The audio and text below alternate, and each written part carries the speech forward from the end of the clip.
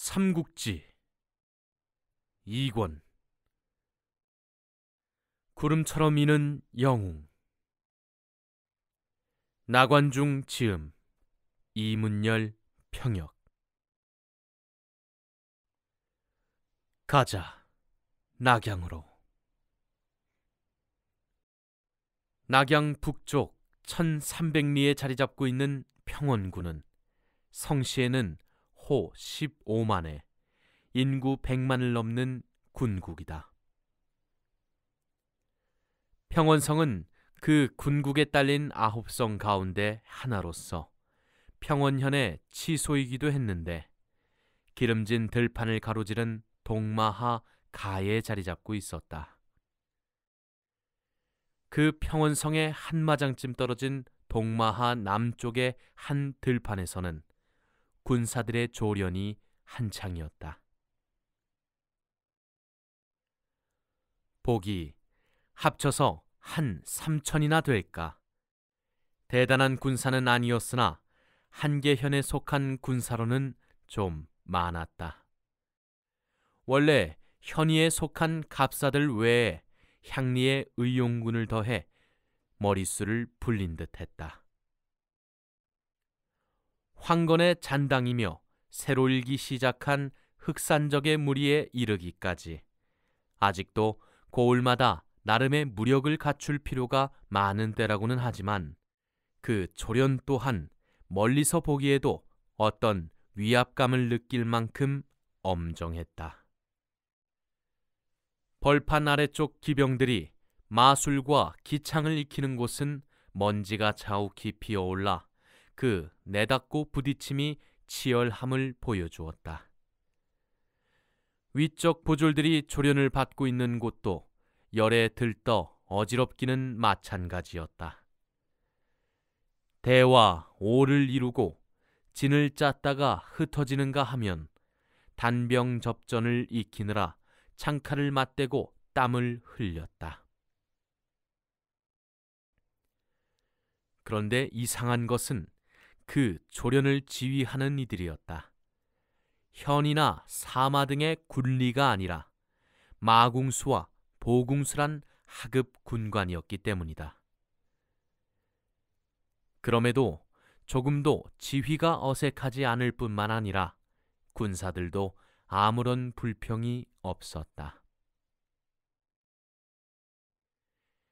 기병을 조련시키는 마궁수는 다름 아닌 관우였고 보졸들을 조련시키고 있는 보궁수는 장비였다.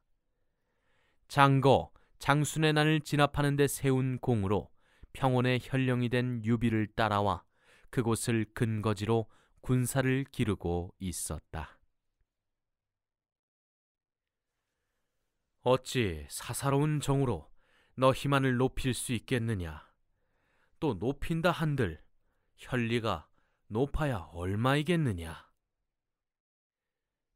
유비는 그같이 말하며 그들을 하급 군관의 자리에 두었으나 워낙 무예가 출중한 데다 현령과 한상에서 먹고 한방에서 잠자는 의형제들이라 아무도 그런 관우와 장비를 얕잡아 보지 않았다. 거기다가 관우와 장비도 하찮은 벼슬 따위는 별로 안중에 두지 않아 이태가 되어도 여전히 마궁수요 보궁수였다. 관우와 장비는 무엇보다도 평원현이 유비가 전에 벼슬을 살았던 그 어느 고을보다 크고 사람과 물산이 넉넉해 힘을 기르기에 좋다는 점을 기뻐했다.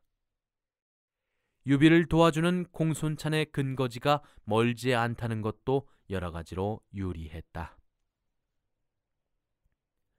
공손찬은 유비의 벼슬길을 힘써 주선했을 뿐만 아니라 마필이며 병기까지 되어주며 유비가 군사를 기르는데 보탬을 주었다.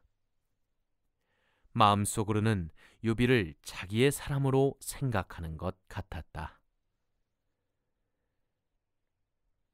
그날도 조련은 아침부터 시작되어 해가 솟을수록 열기를 더해갔다.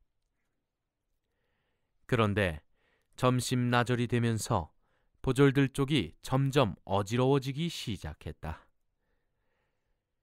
이상히 여긴 관우가 자신이 맡아 조련하던 기병들을 잠시 쉬게 하고 보졸들 쪽으로 가보았다.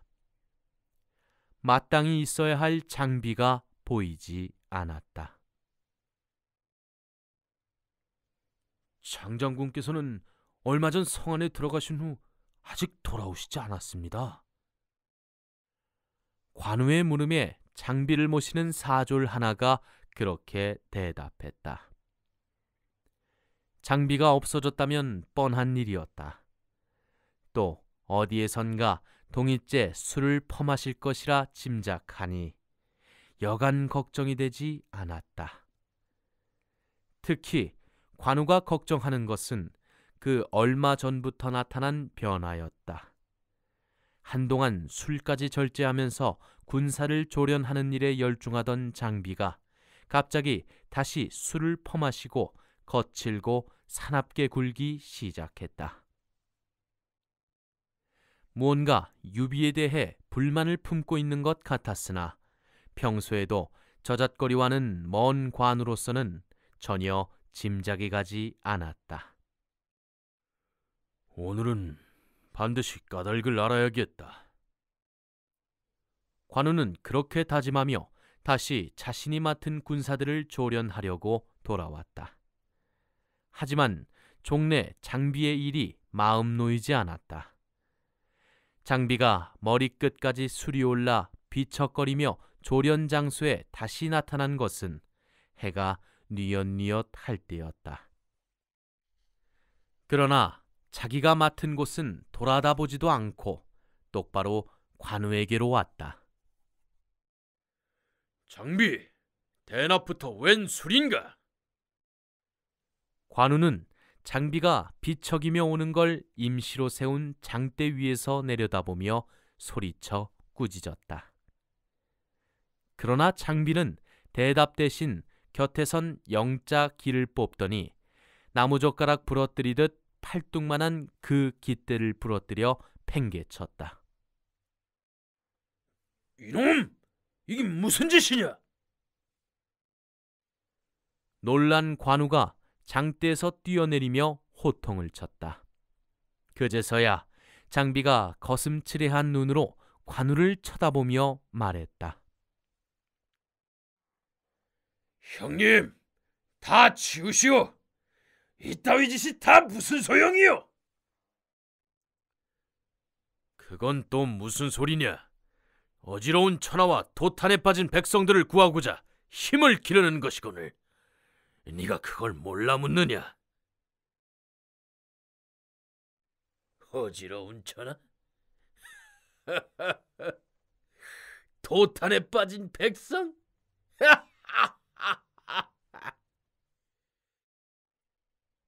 장비는 무엇이 우스운지 고개를 젖히고 질그릇 깨지는 듯한 웃음소리를 냈다. 그러다가 빈정거리듯 되물었다. 그래, 이 삼천 군사를 길러 무얼 하시겠단 말씀이오? 이 보궁수와 거기선 마궁수를 이끌고 대산에 들어가 산치라도 여실 작정이오? 닥쳐라! 병이 어찌 수일 뿐이겠느냐? 거기다가 세상을 구할 큰 뜻을 품고 때를 기다리시는 형님이 계시지 않느냐? 세상을 구할 큰 뜻이라? 도대체 누가 그런 뜻을 품고 있단 말이오? 그런 장비의 두 눈에는 단순히 술탄만도 아닌 어떤 광기가 번뜩였다. 관우도 그걸 알아보고 조금 목소리를 낮추었다. 네가 취했다고는 하나 까닭없는 망발은 않을 줄 믿는다. 말해봐라. 도대체 왜 그러느냐? 에이! 내 입으로는 말하기조차가 부끄럽소. 도대체 근래 큰형님이 이 조련장에 나온 게 몇 번이나 돼요? 그래도 사흘에 한 번씩은 나와보시지 않느냐? 공무에 바쁜 분이시다. 채, 부자놈들 술자리에는 매일 나갈 수 있어도 여기는 사흘에 한 번이란 말이오? 그것도 슬쩍 코빼기만 내보이고. 닥쳐라! 그게 무슨 말버릇이냐? 형님이야말로 똑똑히 알고나 계슈. 이 자칫하면 우리는 다시 탁현으로 돌아가 돗자리 장수의 아우로 돗자리짐이나 쥐고 다닐 팔자가 된단 말이오. 아니면 부잣집 청직이나 되거나. 확실히 뼈가 들어있는 말이었다. 장비에게 주사가 있다는 걸 잘 아는 관우였지만 그 같은 장비의 말을 듣자 아무래도 심상찮았다.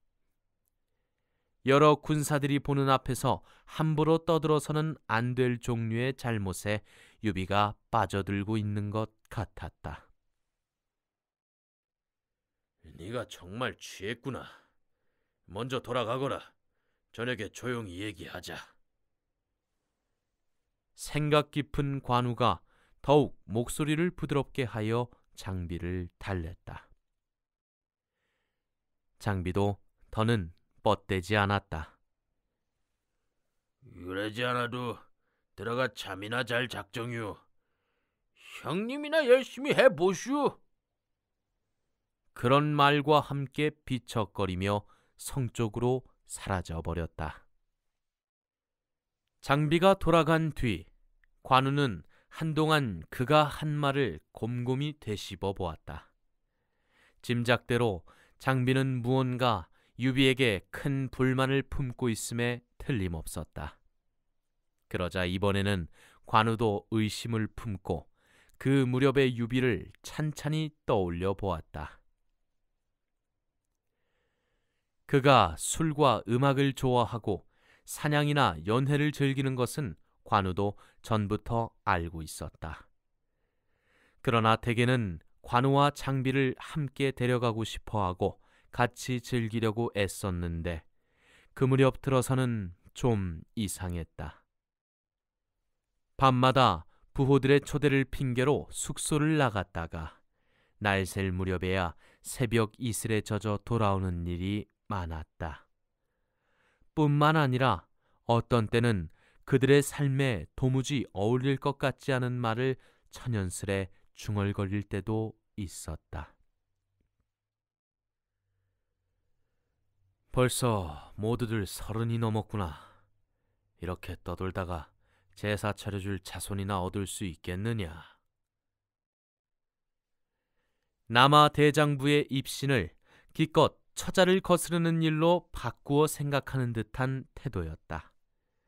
군사들을 조련하는 데 쏟는 힘과 정성도 처음 현령으로 평원에 왔을 때와는 달랐다. 이제야 겨우 발붙일 곳을 얻었구나. 조용히 때를 기다리며 힘을 기르기에는 알맞은 땅이다. 그런 말로 현령이 된 다음 날부터 인근의 장절들을 모아 조련을 시작한 유비였다. 황건의 잔당들과 흑산의 무리로부터 고을을 지킨다는 구실이었지만 그 일에 쏟는 유비의 정성은 실로 놀라운 바 있었다. 전란으로 피폐해진 고을 백성들이라 조세가 제대로 거칠 리 없었으나 유비는 현의 모든 경비를 줄일 수 있는 한까지 줄여 군량에 충당하고 때로는 자신의 복미까지도 그쪽으로 돌렸다. 경내의 부호들을 찾아다니며 간곡히 도움을 청했고 공손찬에게 서찰을 보내 마필과 병장기를 빌려오기도 했다. 관우와 장비는 유비의 그 같은 정성을 자신의 가슴 깊은 곳에 감추어진 대망에 쏟는 열정으로 보았다. 다시 말해 그렇게 기른 군사들로 천하를 위한 웅비의 바탕을 삼으려는 걸로 짐작한 것이었다. 그런데 조금 전 장비가 지적한 것처럼 그 무렵 들어 유비는 그 일에조차 시들한 태도를 보여왔다. 현청의 공사가 끝나가기 바쁘게 조련장으로 나와 남은 해를 두 아우와 함께 보내던 그가 사나흘에 한 번씩, 그것도 마지못해 얼굴을 내밀 뿐이었다. 한 번 의심하던 눈으로 보자 대범한 관우에게도 이상한 일이 한둘이 아니었다. 그렇게 되자 자연 조련의 마음을 쏟을 수 없게 된 관우는 서둘러 조련을 끝내고 성 안으로 들어갔다. 장비는 그들이 기거하는 현청의 객사에서 술에 골아떨어져 코를 골고 있었다. 성 안으로 돌아와서도 술을 몇 동이나 더 퍼마시고 요비를 찾아 한 차례 소동을 떤 뒤에야 쓰러져 잠들었다는 게 혈리들의 말이었다. 형님은 어디 계시냐? 관우가 그 중에 하나에게 물었다. 항상 요비 곁에서 일을 보는 그 혈리는 잠시 머뭇거리다 대답했다. 감시장원으로 가셨습니다. 감가장이라면 관우도 알만했다. 부근에 이름난 부호로 일전에도 군량으로 적지 않은 곡식을 보낸 토호의 저택이었다. 언제 돌아오신다더냐?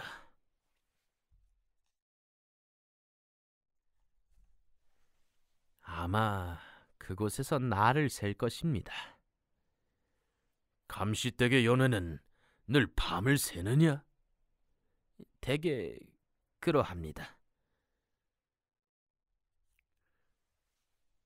그 말투가 좀 이상했지만 고지식한 관우는 아무것도 알아차리지 못하고 객사로 돌아왔다.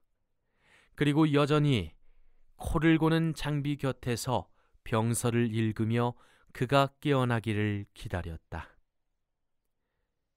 장비는 자정이 가까워서야 깨어났다. 이제 정신이 드느냐? 관우가 읽던 책을 덮으며 물었다. 그러나 장비는 대답도 없이 뜰로 나가더니 잠시 후에 여전히 시무룩한 얼굴로 돌아와 도리어 관우에게 물었다. 큰형님께서는 아직도 돌아오지 않으셨소? 그렇다네. 감시장원에 가셨다더군. 그건 이미 잘 알고 있어. 장비는 그렇게 내뱉더니 주섬주섬 행장을 꾸렸다. 장비가 하는 양을 보고 놀란 관우가 물었다. 아니, 장비, 지금 뭘 하는가? 큰형님은 이미 틀렸소. 나는 떠나겠소. 형님이 이미 틀렸다니 그게 무슨 말이냐? 또 떠나면 도대체 어디로 갈 작정이냐? 그럼 이거나 읽어보슈. 그리고 뜻이 정해지거든 함께 떠납시다.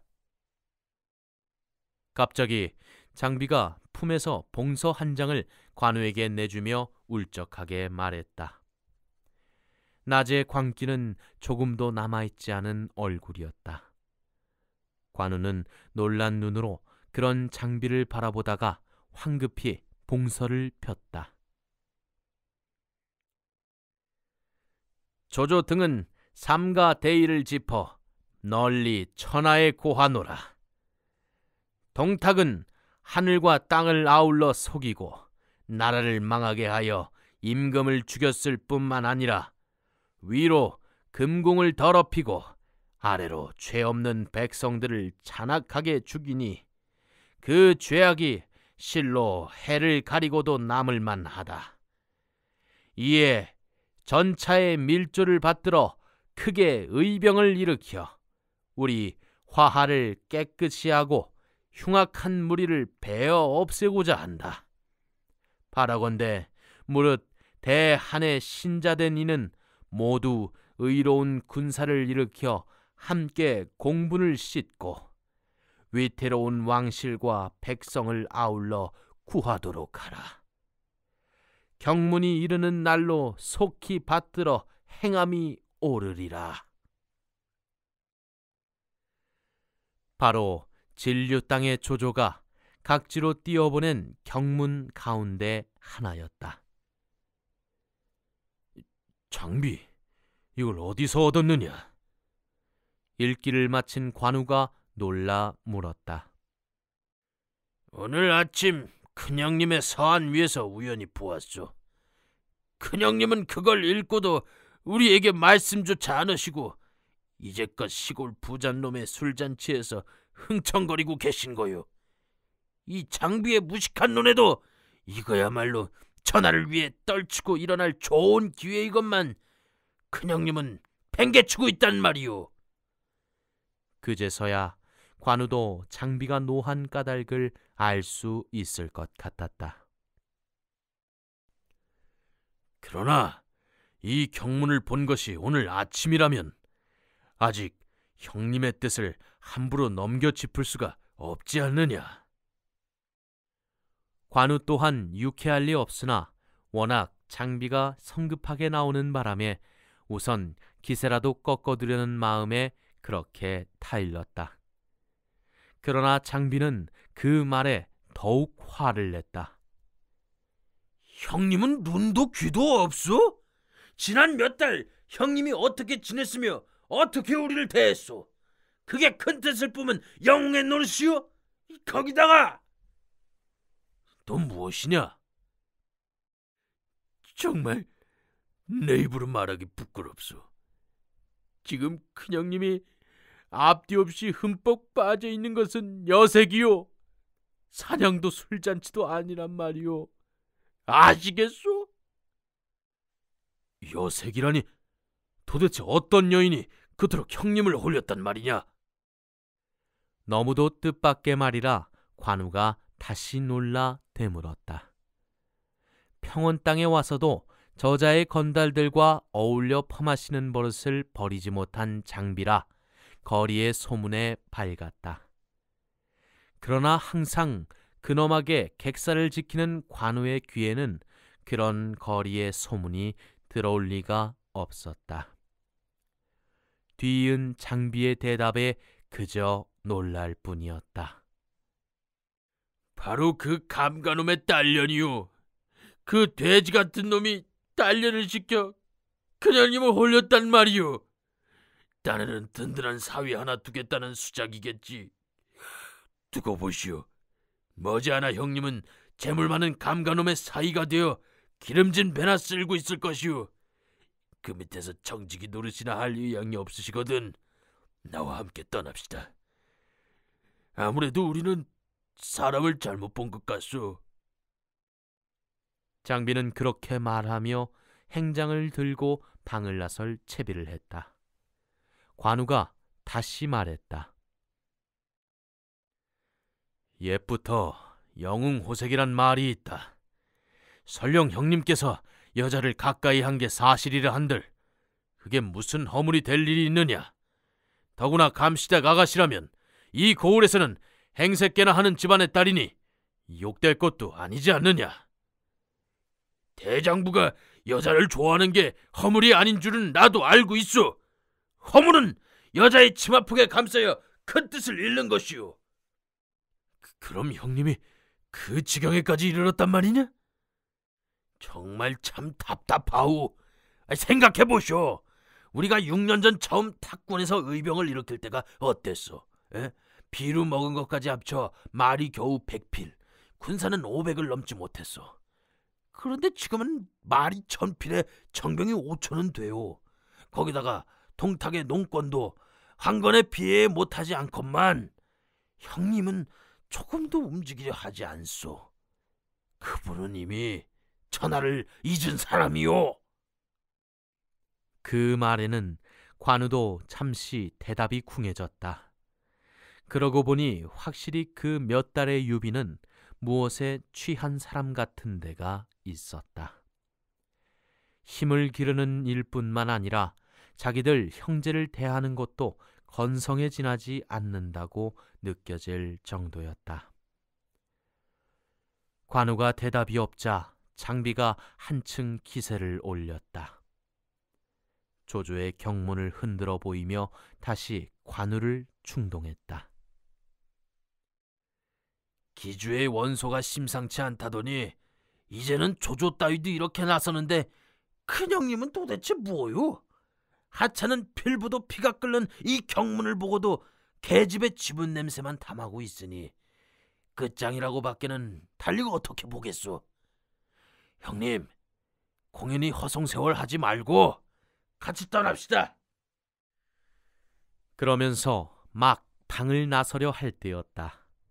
갑자기 관우가 병력 같은 호통을 내질렀다. 이놈 장비야! 거기 서지 못하겠느냐? 갑자기 왜 그러시오? 장비가 불퉁한 얼굴로 돌아보며 물었다. 관우가 벽에 기대둔 청룡도를 잡으며 꾸짖었다. 니놈이 떠나기 전에 먼저 의의를 저버린 죄부터 물어야겠다. 그게 도대체 무슨 말씀이시오? 지난날 도원에서 형제가 될 때 무엇라고 맹세하였느냐? 한날 한시에 태어나지 못하였으나 죽기는 한날 한시이기를 원하지 않았느냐? 누구든 그 의의를 저버리면 하늘과 사람에게 함께 배임을 당하게 해달라고 빌지 않았느냐? 그건 다르오. 의의를 저버린 건 큰형님이요. 이놈! 성현에서도 남의 아래가 되어 윗사람의 허물을 말하지 않는 법이라 하셨다. 거기다가 아직 형님께서 우리를 저버리신 일은 없지 않느냐? 그럼 어떤 것이 저버리는 것이란 말이오? 관우의 기색이 워낙 엄중하니 장비가 좀 수그러들며 대꾸했다. 관우가 더 크게 꾸짖었다. 바로 너같이 떠나는 놈이다. 형님의 뜻도 알아보지 않고 제 좁은 소견만 믿어 함부로 떠나려 드니 저버리는 것과 무엇이 다르겠느냐?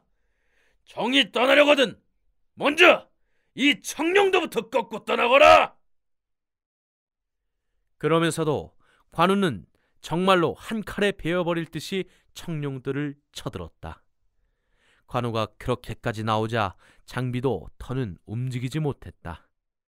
청룡도가 두렵기보다는 6년이나 한 상에서 먹고 한 방에서 자는 동안에 저절로 생겨난 믿음 때문이었다. 관우가 그러는 데는 반드시 근거가 있으리라 생각이 들기도 했다. 형님, 그럼 어떻게 할 작정이시오? 그냥 무한정 기다리려우?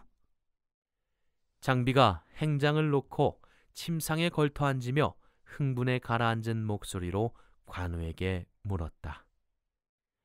관우도 다시 청룡도를 벽에 기대 놓으며 조금 풀린 목소리로 대답했다. 먼저 형님의 뜻을 알아야겠네. 만약 그게 내가 본대로라면 어떻게 하시겠소? 깨우쳐 드려야지. 그래도 듣지 않으시면? 아직 거기까지는 생각해보지 않았네. 하지만 내 짐작엔 그런 일은 결코 없을 거네. 그러더니 갑자기 나갈 채비를 했다. 가세, 형님을 뵈어야겠네. 감가장은 잘 아나? 몇 번 지나친 적이 있어. 장비는 그렇게 대답했지만 실은 현청만큼이나 장원안을 잘 알고 있었다. 이어서 무언가 투덜거리면서도 앞장을 섰다. 형제가 밤길을 헤쳐 감가장에 이르니 몇 군데 밤새 밝혀두는 외등을 빼고는 이미 불이 꺼져 있었다.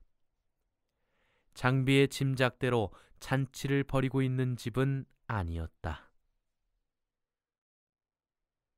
이쪽이 후원이요. 감가의 딸이 거처하는 곳이요. 주인을 불러 유비를 찾으려는 관우를 말린 장비가 어둠 속에서 길을 인도하며 속삭였다. 정말로 감소자가 거처하는 방에는 불빛이 새어나오고 있었다.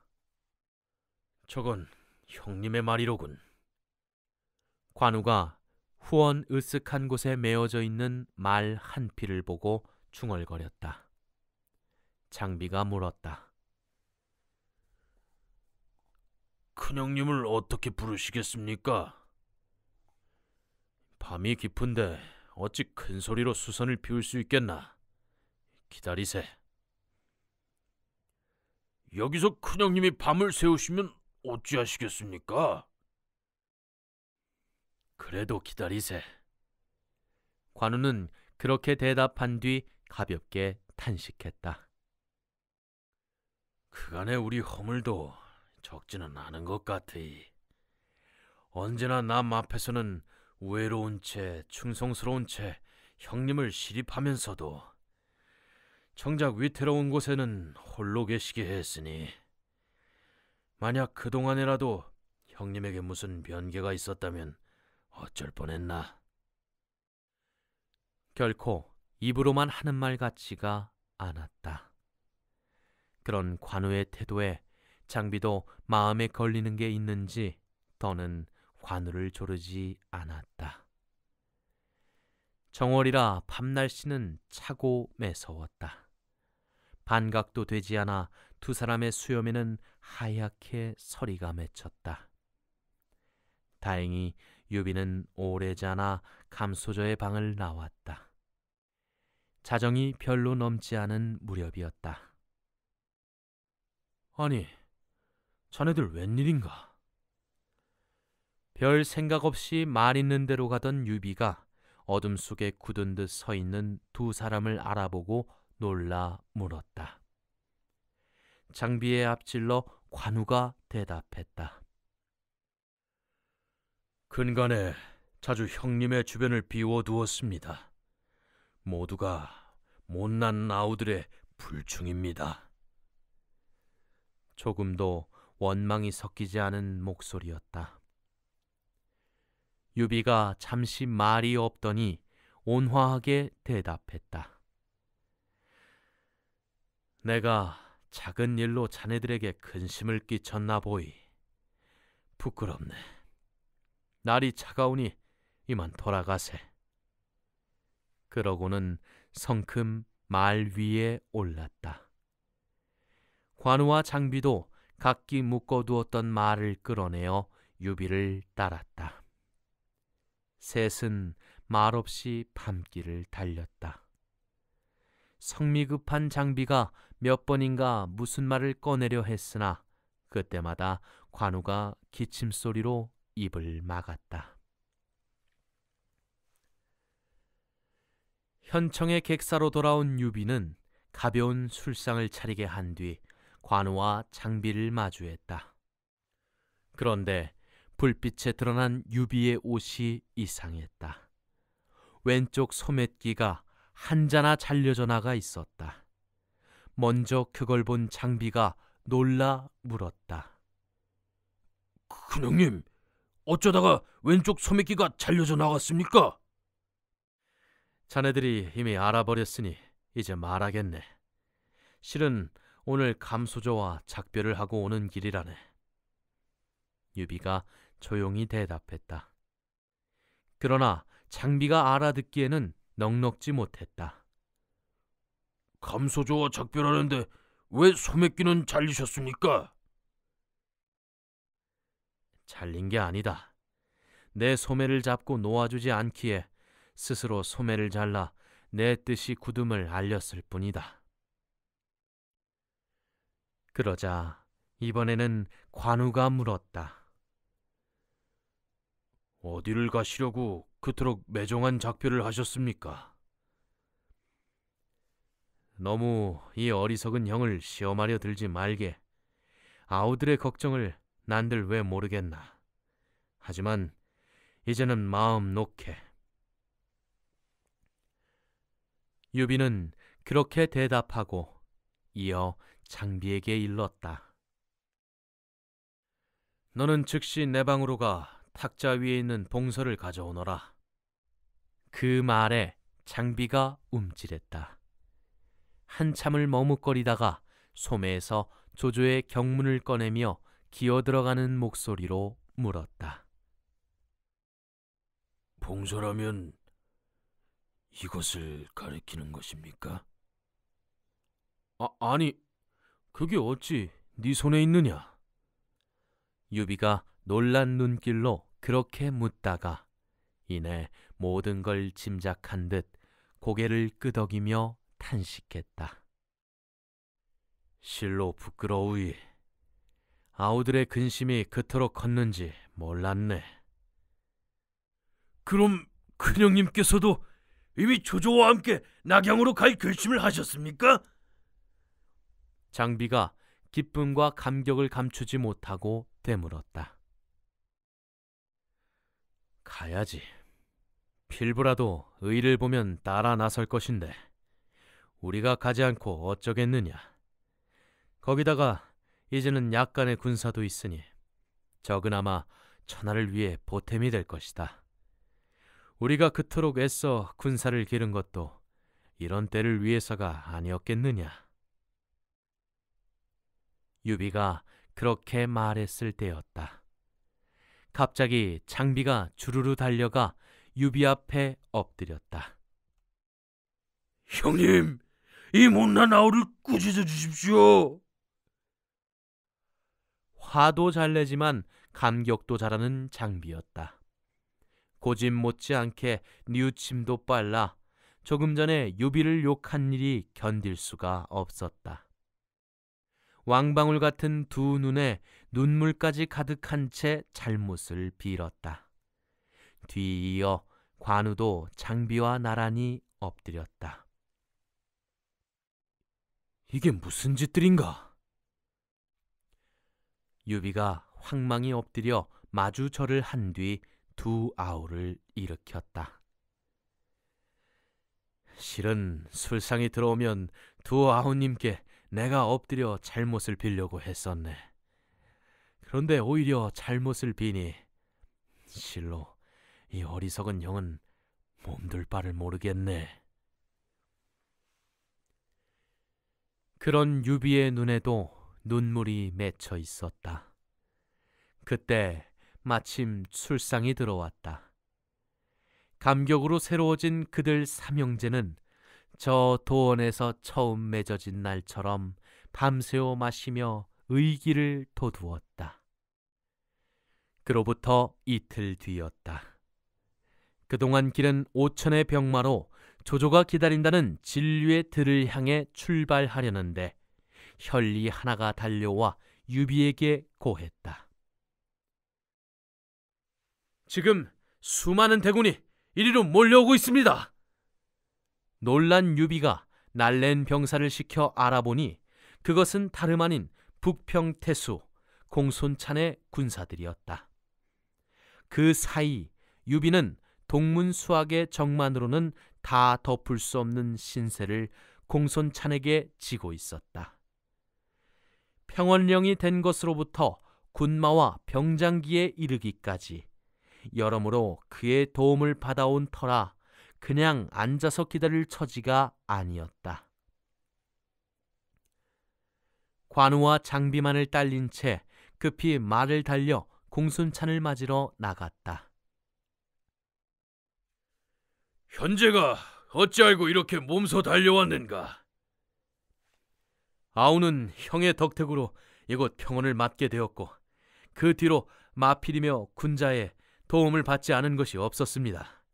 거기다가 이제 형께서는 역적 동탁을 치기 위해 의로운 군사를 이끌고 계시는데 이 아우가 어찌 달려와 맞지 않을 수가 있겠습니까? 유비는 자기 얘기는 쑥 뺀 채 그렇게 대답한 뒤 공손찬을 성 안으로 청했다. 천하의 공도를 지책해 할 수는 없는 일이나 아직 가셔야 할 길은 멀고 날은 이미 다 되어가니 오늘 하룻밤은 저희 고을에서 쉬어가는 것이 어떻겠습니까? 유비가 공손찬을 반가워한 까닭은 그동안의 정분 외에도 더 있었다. 곳곳의 제후들이 조조에게 호응하여 움직이기 시작한 이상 겨우 수천의 군사를 거느린 일개 현령인 유비 정도로는 독자적인 세력이 될 수가 없었다. 반드시 신속은 아니더라도 누구에겐가 객장 노릇을 해야 할 처지였는데 그런 사람으로는 공손찬이 가장 알맞았다. 조조와 원소도 몇 번 만난 적은 있지만 그 밑에서 객장 노릇을 하는 것은 자칫 신속으로 떨어질 위험이 있었다. 그만큼 유비에게 박힌 그들의 인상은 강했다. 그러나 공손찬이라면 그렇게까지는 안 될 자신이 있었다. 그의 재주를 낮게 보기 때문이라기보다는 그만큼 그를 잘 안다는 뜻이었다. 그 출발이 순수하게 대의를 위한 것이라면 굳이 그런 것을 따질 필요가 없다는 점에서 볼 때 이미 유비에게도 뒷날 보여준 그의 삶에 일치하는 어떤 뚜렷한 내심의 길이 결정된 것임이 분명하다.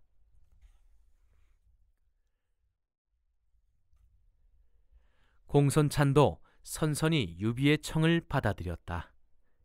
그러지 않아도 굳이 길을 평원형으로 잡은 것은 유비를 만나기 위함이었다.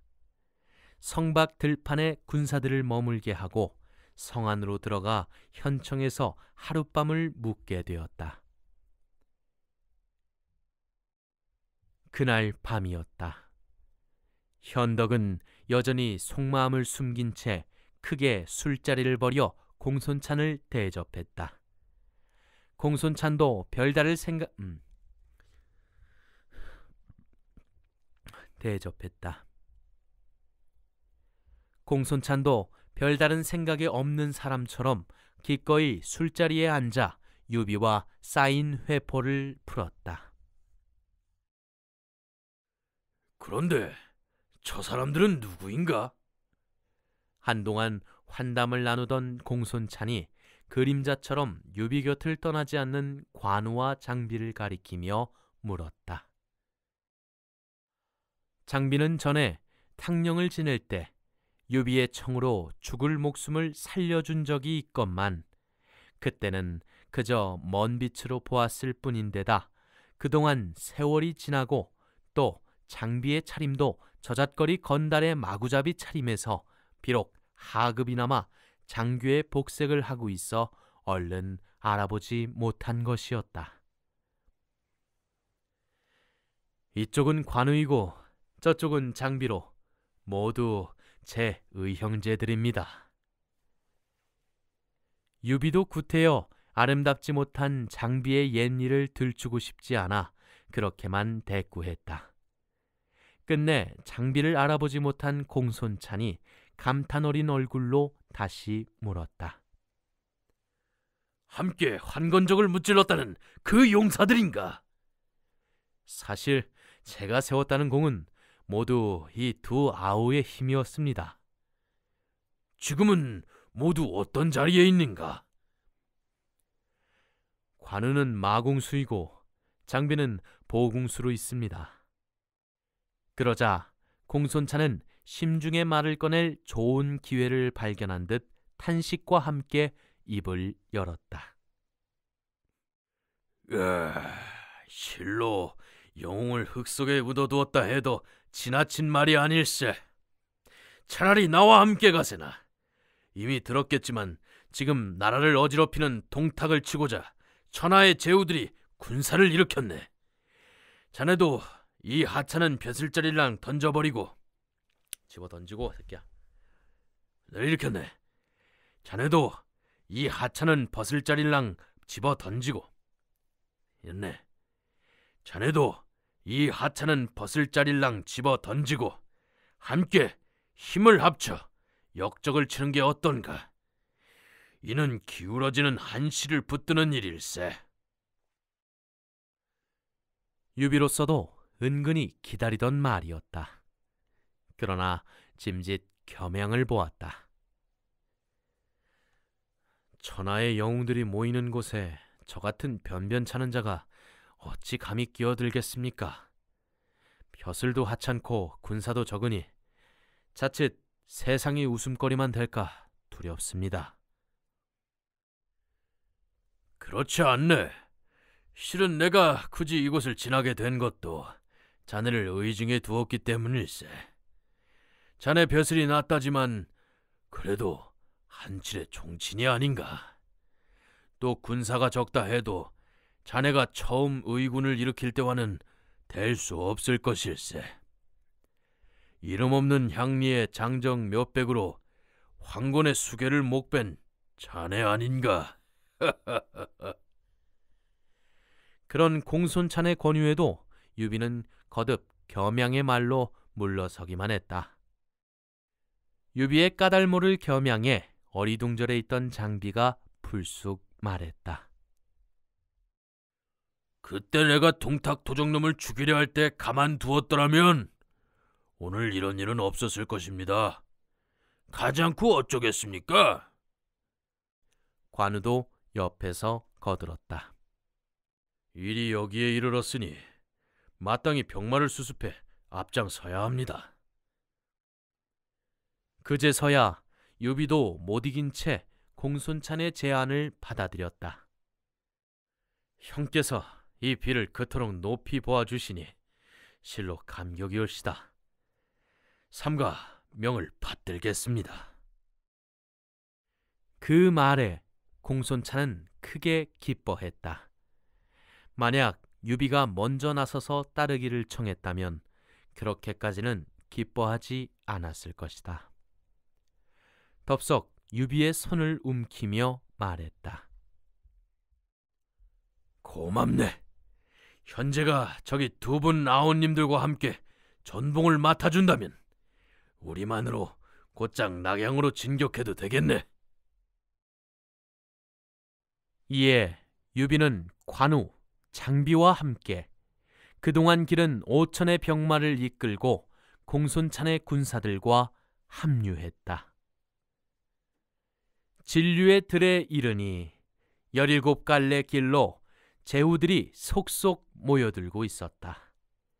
제1지는 후장군 남양태수 원술이요, 제2지는 기주자사 한복이요, 제3지는 예주자사 공주요, 제4지는 연주자사 유대요, 제5지는 한해태수 왕광이요, 제6지는 진류태수 장막이요, 제7지는 동군태수 교모요, 제8지는 산양태수 유유요, 제9지는 제북상 보신이요, 제10지는 북해태수 공융이요, 제11지는 광릉태수 장초요, 제12지는 서주자사 도겸이요, 제13지는 서량태수 마등이요, 제14지는 북평태수 공손찬이요, 제15지는 상당태수 장양이요, 제16지는 장사태수 손견이요, 제17지는 발해태수 원소였다. 17갈래 길로 모여든 제후들의 군사가 각기 이르니 북은 300여리는 근황의 의군들로 뒤덮이다시피 했다. 그러나 머리수만 많고 의기만 장할 뿐 좌우로는 연결이 잘 안 되고 상하로는 질서가 없었다. 이에 조조는 소와 말을 잡고 제후들을 청한 뒤 군사를 몰아갈 계책부터 논의했다. 먼저 한해태수 왕광이 나서서 말했다. 이제 우리는 대의를 받들어 모셨소이다. 그러나 군사들은 각기 이끄는 이가 다르고 떠나온 곳이 달라 힘을 합치기 어렵소. 먼저 맹주를 세우고 모두 그 영을 받기로 하면 좌우로는 연결이 되고 상하로는 질서가 있어 비로소 단합된 힘을 보일 수 있을 것이요. 진병은 그 뒤의 일이외다. 그러자 조조가 그 말을 받았다. 어르신 말씀이요. 실은 제가 여러분을 한자리에 모이게 한 것도 그 때문이었소이다. 여기 원본초는 4세 5공의 가문으로 오래 거느려온 관리들이 많고 또 한해 이름난 재상의 후예이기도 합니다. 우리 맹주로 모자람이 없으리라 여겨 감히 추천합니다. 실로 살을 잊은 제이였다. 원소가 황급히 일어나 사양했다. 저는 그만한 그릇이 못 됩니다. 저보다 더 덕이 많은 분을 맹주로 뽑아야 합니다. 원소 역시 아직은 야심보다 근황의 대의에 더 충실하였다. 뒤이은 제후들의 권유에도 2번, 3번 사양했다. 그러다가 제후들이 한결같이 원소가 아니면 안 된다고 추대하자 마지못해 맹주가 되는 일에 동의했다. 원소의 승낙이 있자 이튿날 제후들은 3층으로 단을 쌓고 사방에 5색의 길을 세운 뒤 단 위에는 대장의 권세와 위엄을 상징하는 백모, 얼룩소의 꼬리로 장식한 지휘기, 황월, 금으로 장식한 도끼, 역시 지휘권을 상징, 병부, 장인을 얹었다. 그리고 원소에게 단 위에 오르기를 권하니 원소는 칼을 차고 온매무실을 가다듬은 뒤에야 단 위로 올랐다. 원소가 격식에 따라 향을 사르고 2번 절한 뒤 맹약의 글을 읽는데 내용은 이러했다. 한실이 불행하여 황실의 기강과 법통을 이르니 역적 동탁이 그 틈을 타 지존을 해하고 백성을 학대한 지 이미 오래다. 이에 원소 등은 나라까지 잃게 됨을 두려워하며 널리 의병을 모아 국난에 대처하려 한다. 우리 동맹군은 마음을 합치고 힘을 다하여 신하된 자의 저리를 지키고 결코 2가지 뜻을 품지 않을 것이다. 만약 이 맹세를 어기는 자가 있으면 그 목숨을 떨어뜨리고 남겨 기를 것이 없게 하리니 황천, 후토와 조정의 밝은 영령이시여 이 뜻을 굽어 살피소서. 읽기를 마친 원소는 미리 마련된 백마의 피를 찍어 맹세하는 순서를 마쳤다. 원소가 단을 내려오자 제후들은 다시 그를 부축하여 윗자리에 앉히고 나머지 벼슬도 앉히고 나머지도 벼슬과 나이에 따라 2줄로 자리를 잡고 앉았다. 몇 차례 술잔이 오간 뒤 조조가 먼저 입을 열었다. 이제 맹주가 정해졌으니 각기 그 명에 따라 움직여 함께 나라를 구할 뿐입니다. 군사의 많고 적음으로 우리 서로 간의 강약을 헤아리고 견주는 일이 있어서는 안 될 것입니다. 사사로이는 소시부터의 친구이나 맹주가 된 원소를 존중하여 조조는 공손히 의견을 냈다. 원소가 엄숙하게 그 말을 받았다. 원소가 비록 재주 없으나 이미 공들의 추대를 받아 맹주의 자리에 오른 몸이요. 공이 있으면 반드시 상을 주고 허물이 있으면 벌을 내릴 것이외다. 나라에는 형벌이 있고 군에는 기율이 있는 법이니 각기 마땅히 지켜 어기고 범함이 있어서는 아니 되요. 맹주다운 의젓함이었다. 명문의 공자로서 남을 부리고 위엄을 갖추는 일에 익숙한 그였기에 한층 자연스러웠다. 모든 제후들이 그런 원소의 말에 입을 모아 대답했다. 오직 명하시는 대로 따를 뿐입니다. 그러자 다시 원소는 대장으로서의 군령을 내리기 시작했다. 내 아우 원술은 군량과 말먹이 풀을 맡아 여러 영을 맞추어 되도록 하라. 또 따로 한 사람을 뽑아 선봉으로 사수관으로 달려가 싸움을 도두고 나머지는 각기 험한 곳에 진을 쳐 뒤를 바치도록 해야겠소. 마치 준비하고 있던 것처럼이나 거침없는 원소의 군령이었다. 그 군령이 떨어지기 무섭게 한 장수가 일어나며 씩씩하게 말했다. 이 견이 감히 앞장서기를 청합니다. 모두 보니 장사태수 손견이었다. 아우 원수를 통해 그를 잘 아는 원소가 기뻐하며 허락했다. 문대가 용맹스러우니 마땅히 그 일을 할 만하다. 가서 사수관을 깨뜨리도록 하라. 이에 손견은 자기가 이끌고 온 군마를 이끌고 사수관으로 달려갔다. 그의 휘하에는 허창, 허수에 난 일에 그를 따르는 용사들을 뼈대로 한 만여 명의 장사병 외에도 이제는 완연히 그의 사람이 된 황계, 한당, 정보, 조무, 네 장수가 따르고 있었다. 황건난과 구상의 난을 거치는 동안 하나같이 범같은 용장으로 자라난 네 사람이었다. 특히 정보의 철사모와 황계의 쇠채찍과 한당의 큰 칼과 조무의 쌍칼은 이미 널리 이름을 얻고 있어 나란히 손견의 용맹을 뒷받침했다. 그 같은 손견의 군사가 사수관을 향해 몰려온다는 소식을 듣자 관을 지키던 동탁의 장수는 더럭 겁이 났다.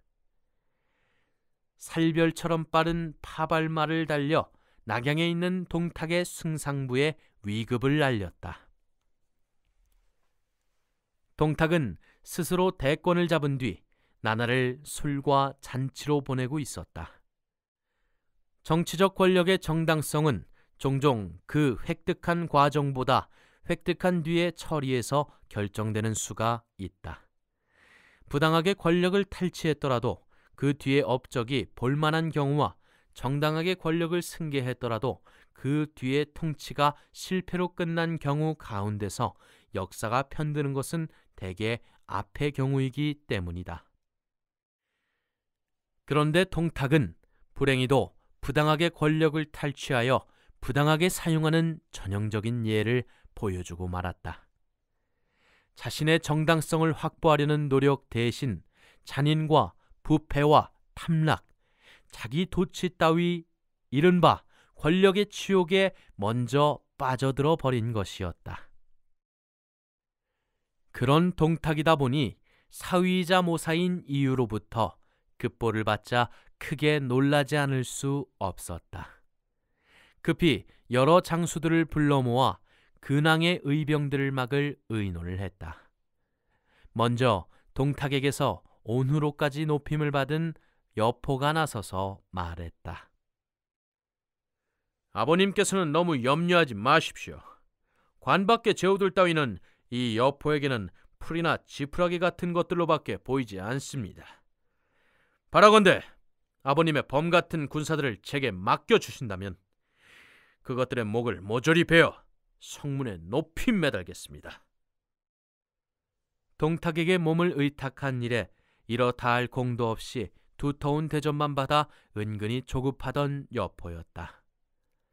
공을 세울 좋은 기회라 생각하고 앞서 나간 것이었다. 그러나 그런 여포의 말이 채 끝나기도 전에 여포의 등 뒤에서 한 사람이 내다르며 소리쳤다. 닭 잡는데 어찌 소 잡는 칼을 쓰겠습니까?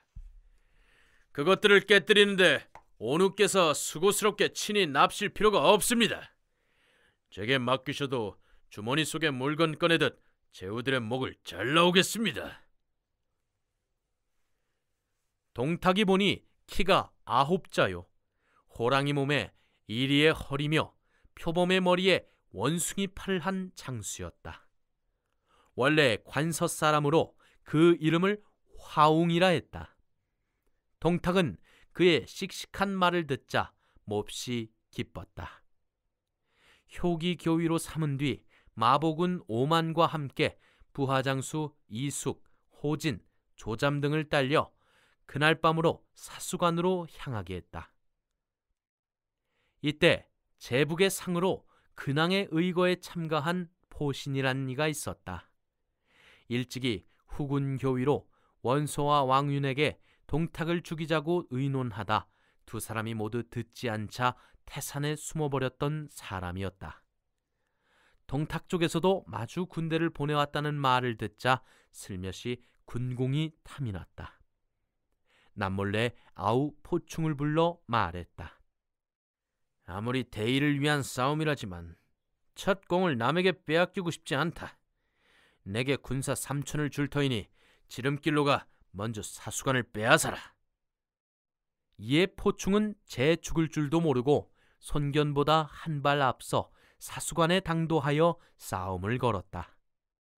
화웅이 관 위에서 보니 대단차는 잡병 3천이었다. 대군을 동원할 것도 없이 철기 500만 이끌고 나는 듯 관 아래로 덮쳐왔다. 형의 말만 믿고 기고만장하여 달려왔던 포충은 화웅의 그 같은 기세에 더럭 겁부터 났다. 급히 군사를 물리려 했으나 이미 때는 늦은 뒤였다. 적장은 달하지 말라! 화웅은 우레 같은 고함 소리와 함께 똑바로 포충에게 달려와 큰 칼을 내질렀다. 포충은 제대로 막아보지도 못하고 화웅의 한 칼질에 목을 잃고 말았다. 장수를 잃은 군사들에게 싸울 마음이 남아있을 턱이 없었다. 거기다가 화웅의 군사들은 철갑을 갖춘 기병이요 포충의 군사는 대개가 보졸이니 비록 수가 많다 해도 상대가 못되었다. 화웅은 한 싸움을 크게 이겨 수많은 장교들을 사로잡고 포충의 목을 얻은 뒤 사람을 낙양으로 보내 포충의 목과 승전보를 올렸다. 동탁은 화웅을 장하게 여겨 다시 그를 도독으로 높였다. 결국 포신은 지나치게 군공을 탐하다가 오히려 아우의 목만 적의 전리품으로 내준 꼴이 되고 말았다. 한편 손견은 그것도 모르는 채 내 장수와 휘하의 군마를 이끌고 뒤늦게 사수관 앞에 이르렀다. 악을 돕는 필부야, 어찌 빨리 나와 황복을 낳느냐? 관 위를 바라보며 그렇게 꾸짖는 손견의 모습은 정말로 늠름했다. 번쩍이는 은갑옷 은투구에 붉은 머리싸개를 하고 한자로 고정도를 비껴든 채 화려한 갈기를 한 말 위에 앉은 폼이 마치 하늘에서 내려온 신장 같았다. 이번에는 제가 저것들을 깨뜨리고 오겠습니다. 화웅의 부장 호진이 나서서 그렇게 청했다. 첫 싸움에 이긴 뒤라 손견조차 대단찮게 비친 모양이었다. 화웅도 두 말 없이 5천 군마를 내주며 관을 나가 적을 맞게 했다. 누가 나와 싸워보겠느냐? 호진은 그렇게 외치며 곧바로 손견을 취하려 들었지만 장한 것은 용기뿐이었다. 제가 저놈의 목을 주워오겠습니다. 그 한마디와 함께 철사물을 들고 나온 정보와 몇 합 거르기도 전에 목줄기가 찔려 말에서 떨어졌다. 놀란 것은 전날 이긴 것에 간이 부풀었던 그의 5천 졸개들이었다. 사태가 뭉그러지듯 관 안으로 도망쳤다. 손견이 때를 놓치지 않고 군사들을 몰아 관으로 덮쳐갔다. 하지만 워낙 높고 견고한 관의 성벽이었다. 거기다가 포충이 설 건드려 놓아 대비까지 단단했다. 관 위에서 화살과 돌이 비오듯 쏟아지니 아무리 용맹한 손견이라 해도 어찌 해볼 도리가 없었다. 군사를 돌려 양동의 진을 세웠다. 손견에게 한번 뜨끔한 맛을 본 뒤라 그 다음부터는 화웅도 가볍게 움직이지 않았다. 그렇다고 손견도 화웅의 5만 대군이 지키는 사수관을 힘으로 우려 뺄 만한 재주는 없었다. 별 수 없이 후진이 오기를 기다리게 되니 싸움은 자연 시인을